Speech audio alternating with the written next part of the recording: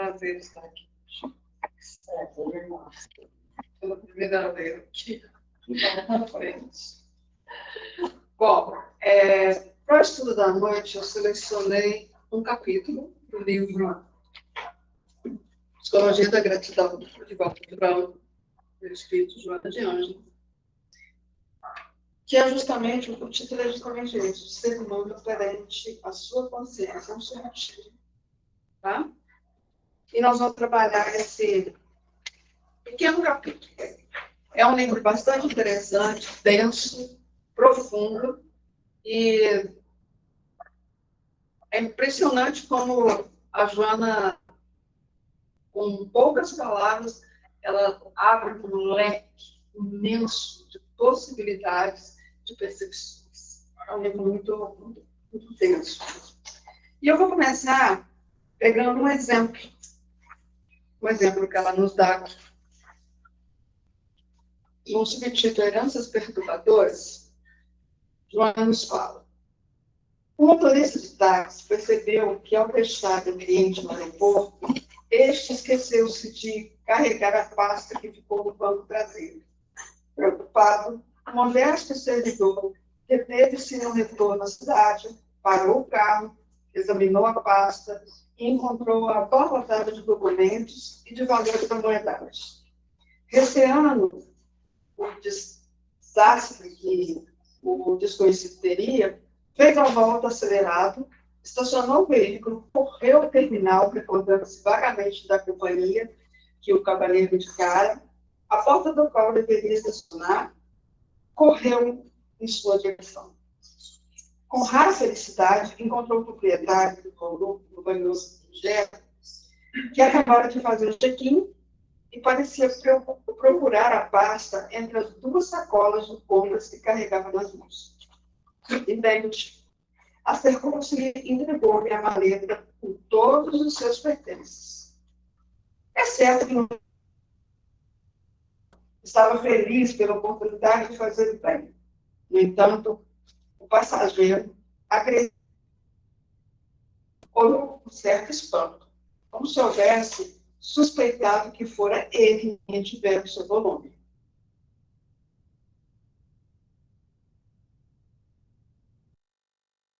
Cidade na direção da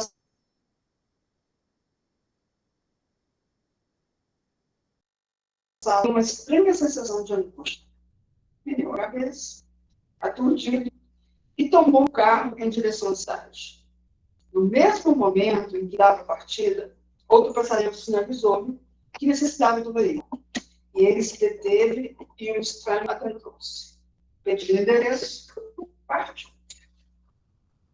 Estava atordoado e, de quando em quando, como se estivesse num monólogo pesado, meneava a cabeça. O passageiro perguntou o que estava se passando. Necessitava de uma catarse. Catarse é uma expressão de psicologia que você utiliza quando você precisa fazer uma descarga de energia. Você pode fazer uma catarse de várias maneiras. Você pode fazer uma catarse empurrando um saco de areia, você pode correr, pular, ou simplesmente botar tudo para fora, falar horrores na cabeça da pessoa. Tudo isso são maneiras de você descarregar energia, botar para fora aquilo que está oprimido. Ele narrou a ocorrência acrescentando: nunca mais eu devolverei qualquer coisa que fique no meu carro por esquecimento de quem quer que seja. Porque eu sou honesto, não ficarei para mim. Mas preferirei atirar o lixo a voltar para entregar. Eu não desejava nada, nem sequer o reembolso da despesa que me custou para lhe trazer e devolver o volume. Tudo seria somente para prejuízo dele, porque ele nunca saberia onde procurar o seu volume, desde que nem sequer anotou o número da placa do meu carro. Fez uma pausa e concluiu: o pior, o seu olhar severo de dignidade ferida, como se a dizer que eu for o responsável pelo seu esquecimento ou que lhe furtaram a maleta. Bom, o nosso tema é a consciência. E para a gente falar de consciência, a gente precisa voltar lá atrás um pouco, para a gente entender quando começou, como é que se despertou a consciência. Porque nos primórdios da humanidade, o ser humano tinha, a consciência era algo muito, muito vago. Acho que não poderia se chamar, inclusive, de consciência, porque era algo que o indivíduo o primitivismo era tanto que não existia um aprofundamento de características de habilidades mentais para você chamar aquilo de consciência. Então, essas manifestações iniciais era algo assim, os sentimentos eram medo, ira, algo muito básico, né? E a partir daí ele foi dando capacidade, ele foi permitindo que outras emoções mais sofisticadas fossem sendo desenvolvidas. Mas a base era ira, medo. Né? Os sentimentos mais profundos ainda estavam adormecidos dentro do homem. Não pode-se dizer que eles não estavam presentes, eles estavam adormecidos. E ele foi transitando por níveis diferentes de consciência, né, de discernimento, e essa lucidez aos poucos foi vindo. A conquista da consciência constitui, até hoje, uma grande luta, um grande exercício. É o objetivo maior da nossa vida, é a gente conseguir desenvolver a nossa consciência.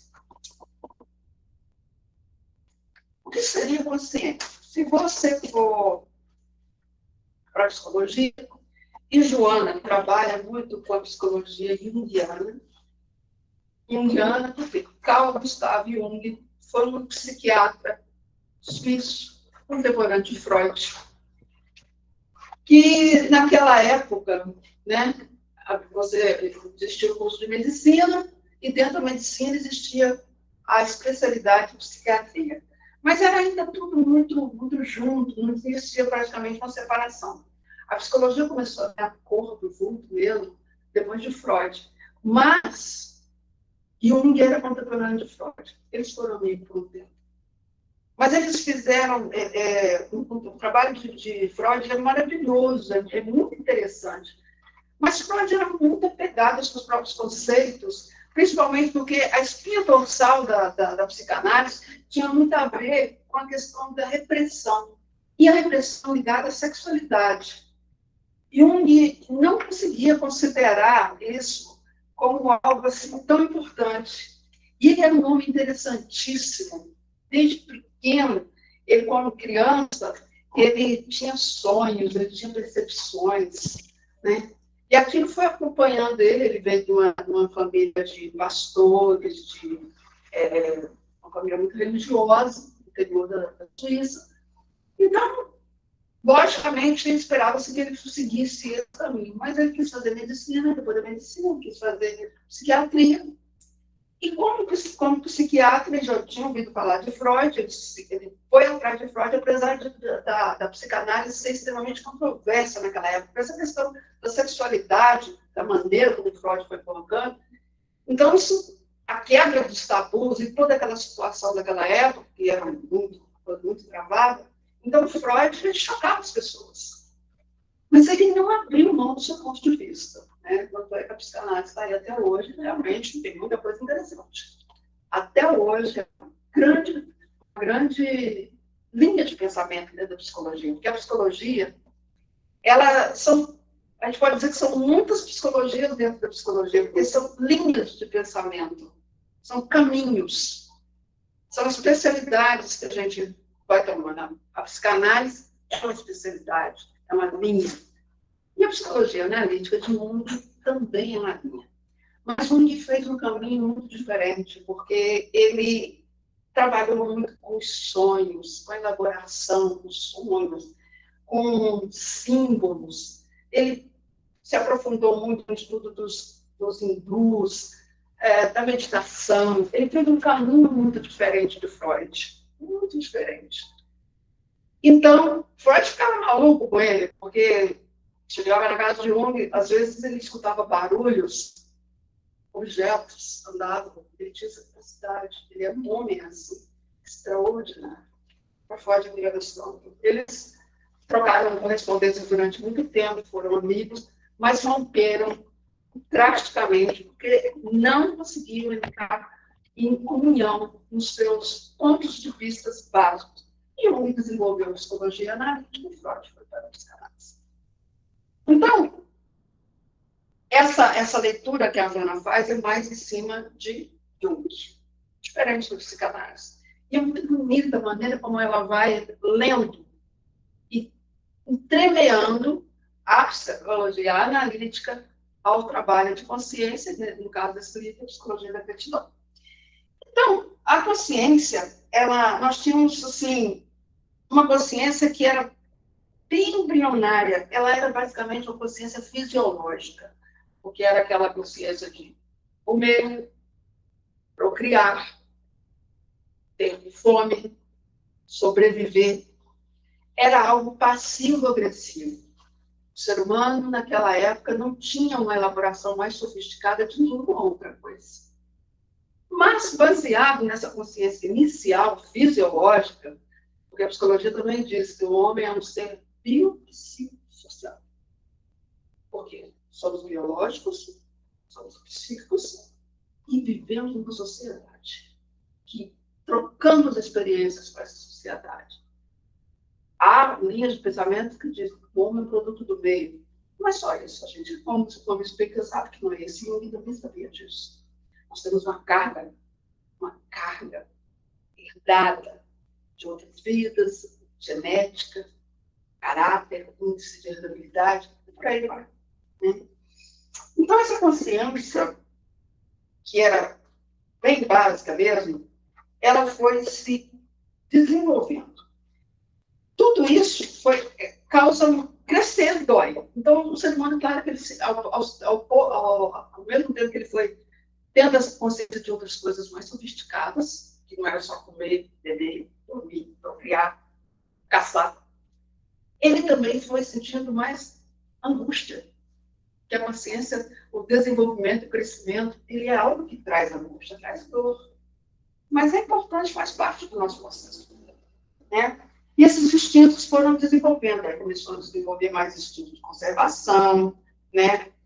Foram superados alguns desses instintos de agressividade. O homem não perdeu ele, mas ele sofisticou, começou a trabalhar com ele de uma maneira mais assertiva, digamos assim. Hoje em dia, em sociedade, nós temos todos nós esse instinto, ainda está lá. Esse homem antigo está dentro de todos nós. Mas nós, hoje em dia, elaboramos as questões. Vivendo em sociedade, essa nossa agressividade, somos convidados a trabalhar ela, a lapidar ela. Nós não estamos mais naquele tempo. E tudo isso vai trazendo angústia, dor, e vai cedendo as manifestações que são menos grosseiras, vai combinando a presença de fenômenos morais. E esses fenômenos morais, que são a base da consciência, eles são perturbadores. Vai sendo perturbado, né? Vai nos perturbando. O conhecimento, à medida que ele vai trazendo a consciência, ele vai adquirindo níveis mais elaborados. O ser humano, quanto mais evoluído, mais ele elabora, mais ele sofistica seu pensamento, cria como raízes links de comunicação com outras coisas. Tudo vai sendo agregado. E a gente vai fazer tudo isso na nossa consciência. No Oriente, esse discernimento, ele também aconteceu, porque há no Oriente até hoje uma busca que deve ser feita por cada indivíduo das suas virtudes contra os seus vícios, que são degradantes, e essa luta deve ser feita com destemor. Eles se utilizaram para tal. O lado espiritual tem a ver com o Bhagavad Gita, que é um livro santo da Oriente. Né? E essas forças eram utilizadas e canalizadas dessa maneira. Já o judaísmo vai falar também, né? Vai falar do discernimento, do mal, e vai falar dos antigos profetas. O judaísmo fala muito dos profetas. Há uma dualidade em tudo isso. E essa dualidade tem muito a ver com a sombra, com a luz, com o bem, com o mal, com Deus, o diabo. É algo que permeia a nossa vida até hoje. Nós vivemos essa dualidade. E a percepção dessa dualidade, essa consciência, vai levando o que Jung chama de você vai ter o contato com o consciente com o inconsciente. Isso leva o homem ao si mesmo, que é o homem que conseguiu juntar as duas coisas. Já para Freud é diferente. Freud tem a primeira e a segunda tópica. Na primeira tópica ele vai falar do consciente, subconsciente e inconsciente. E ele, para isso, você imagina um iceberg. A ponta que está do lado de fora seria a nossa consciência, que é a menor parte. A ponta que está logo, a parte que está logo abaixo, seria o nosso subconsciente. E a maior parte, grande parte, na nossa inconsciência. Aquilo que não conseguimos lidar, as emoções que são difíceis, aquilo que nós esquecemos. Jung já vai falar que isso tem a ver também com outras coisas. Essas elaborações de sonhos, esse material, para Jung, ele trabalha isso mais sofisticadamente, mais profundamente. Pode não. Né? E nós temos, ao longo da vida, na esfera das nossas encarnações, que são muitas, né? O homem vai crescendo, vai desenvolvendo e vai elaborando tudo isso. Isso vai trazer crescimento para ele. E deve levar ele ao aprimoramento de valores, à percepção da beleza, da harmonia. Isso tudo faz do homem de hoje um homem bem mais elaborado, bem mais sofisticado do que aquele homem primitivo. Embora aquele homem primitivo ainda esteja dentro de cada um de nós. E se você cutucar muito, ele sai. Essa superação, né, desses impulsos, desse primarismo, ele vai levar o homem, vai nos levando a chegar ao encontro de nós mesmos, a esse Deus que está dentro de cada um. Essa consciência, essas virtudes que nós estamos precisando desenvolver. Né? As virtudes, elas são elementos silenciosos, né? Mas eles andam de mãos dadas com a ética, com o caráter. E para que a gente entenda caráter, eu vou usar um conceito de caráter para que ninguém esqueça. Imagine caráter como aquilo que você faz quando ninguém está olhando. Esse é um conceito muito simples de caráter. Você faz quando ninguém está olhando. Digamos que isso seja o caráter, né? Então, essas turbulências da vida, do dia a dia, elas servem de parâmetro, porque se a gente não tiver a sombra, a gente não consegue perceber a luz, você não consegue. A dor, o prazer, essa nuance. Isso vai trazendo o desenvolvimento da nossa consciência.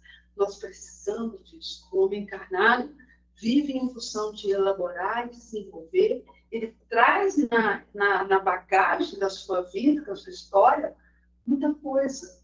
Né? O homem, ele é o herdeiro de si mesmo. Ele traz a sua vida, a sua bagagem. Está lá na sua inconsciência. Tudo lá. Esse material está tudo lá dentro. E o Espiritismo diz mesmo, o esquecimento é uma coisa maravilhosa que Deus nos dá. Nós não teríamos condição de lidar com tudo que já fizemos, tudo que fomos. Essas coisas estão lá, nós trazemos isso na nossa bagagem, mas a gente não tem condição de lidar com isso, tudo isso de uma vez só. E em cada encarnação, nós experimentamos experiências novas, somos seres novos, esse corpo é novo para esse espírito que já é antigo. Né? Ele possui uma história de vidas e possui heranças que são perturbadoras. Nós temos doenças que são terríveis. E quando a gente pensa que não, a gente está repetindo a história. Nós repetimos muito isso. Né? Então, vamos voltar ao exemplo. O indivíduo, motorista, foi até o aeroporto, deixou o passageiro, que esqueceu o volume, e ele não pensou nem duas vezes.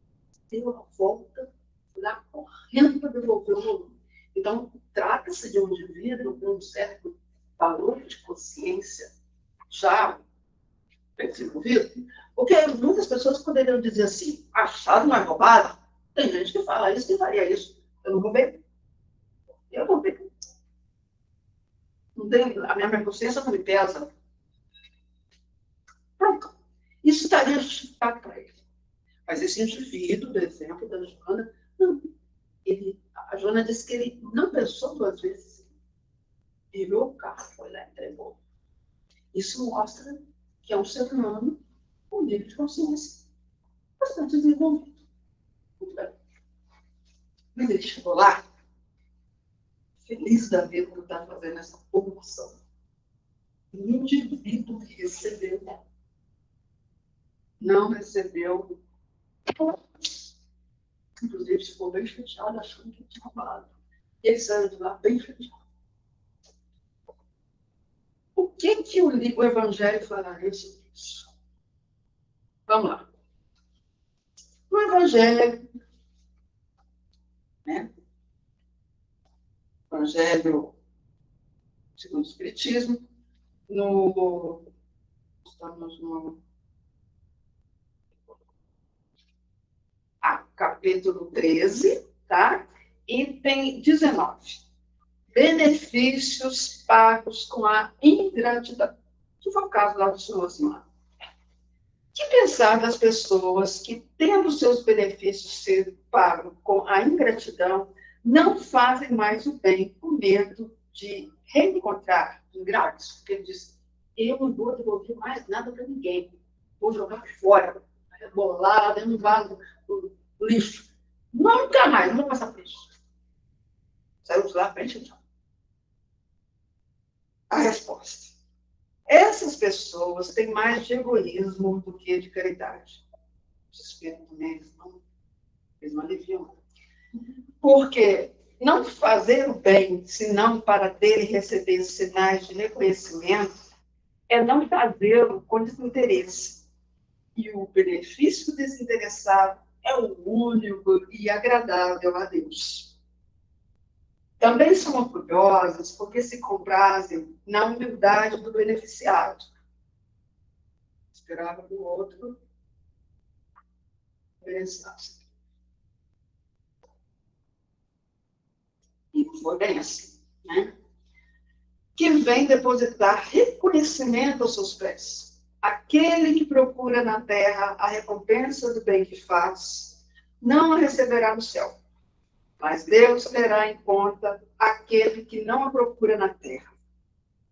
É preciso sempre ajudar os fracos, mesmo sabendo de antemão que aqueles a quem se faz o bem não estarão contentes. Sabei que se aquele a quem prestais serviço esquece o benefício, Deus vos terá mais em conta do que se estivesse já recompensado pelo reconhecimento do beneficiado. Deus permite que sejais pagos por vezes com gratidão para experimentar a vossa perseverança em fazer o bem. Ou seja, com o desenvolvimento de uma consciência mais sofisticada, mais elaborada, estaremos diante de situações como essa e a alegria de fazer o bem será a grande recompensa. E se é o caso de receber realmente algo, não precisa esperar por aquela pessoa. Deus vos concederá. Não tem como você receber aqui e receber lá.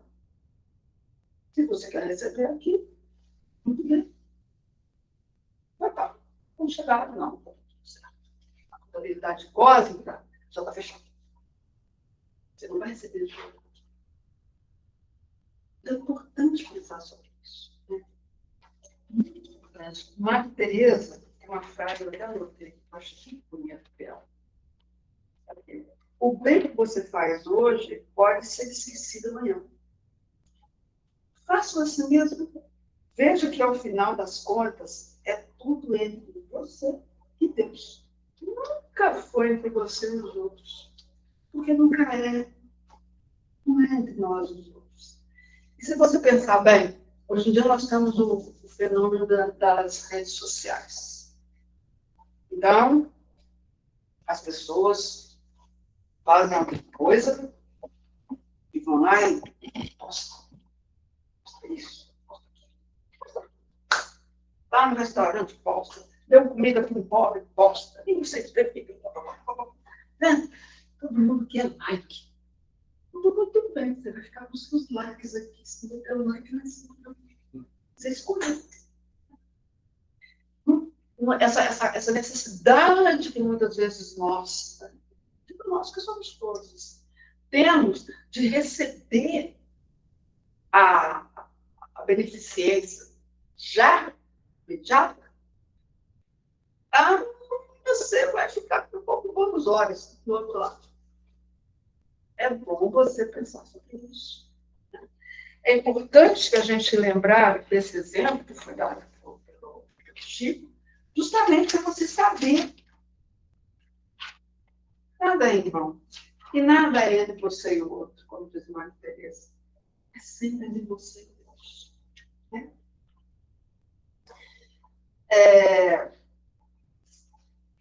Nesse trabalho da Joana, que ela faz esse livro, nessa psicologia da gratidão, ela ainda vai mais adiante. Ela fala que, olha, o ser humano, quando ele desenvolve a sua consciência, quando ele tem ela bem elaborada, bem sofisticada, tudo desenvolvido, robusta, ele realmente caminha na Terra de uma forma diferente.